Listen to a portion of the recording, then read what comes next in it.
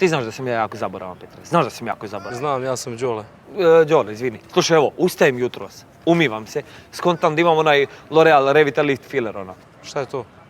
Ona bre, krema za lice, krema i serum za lice što reklamira onaj Zastava sa TikToka, nebitno, slušaj, ja se sjetim da, ja potpuno zaboravio da sam to uzeo, čovječ, kontaš, milion stvari mi na pamet, gdje ćeš to pamtiti. Dobro. Kontaš, rekao, aj ga stavim, kad ga već imam, kad je već tu, daj da ga stavim kad sam ga kupio, ili šta da se baci, kontaš, vraća punoć u koži u roku od sat vremena, hidrira lice za masnu i kombinovanu kožu, nemam pojma tako. A ti znaš da je meni je koža uvijek bila masna, Marko, ti znaš to? Đole, da.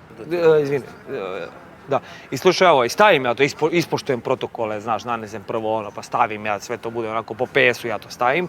Kontam, niko neće provaliti, kontaš, Međutim, ja kad sam izašao, inače izletao sam iz kuće, izvini što kasnim pele, znači bukvalno... Đole, nema veze, dobro. Kako sam izašao iz kuće, jedan pogled, drugi pogled, treći pogled, svi me gledaju. Čovječe, svi me gledaju, znači vratilo mi punoću koži, ja bukvalno idem ulicom, znaš, faca ovako, znaš, svi me gledaju, svi se okreću, nema ko si nije okrenuo za mnom, pa pogledaj, stvarno radi vrhunski posao, pa vidi. Gledaj. Pogledaj, je mi vratilo punoću koži. Stvarno ti je dosta lepša koža. A? Pogledaj, svi me gledaju oko nas, čovječe. Ali ne gledaju te zbog toga. Ma šta me ne gledaju zbog toga? Zbog čega me gledaju? Pa zaboravio si pantalone.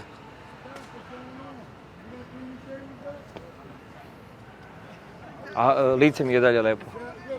Jeste. Onda dobro. Jesu, dobro. Šta ima kod tebe? Šta će biti?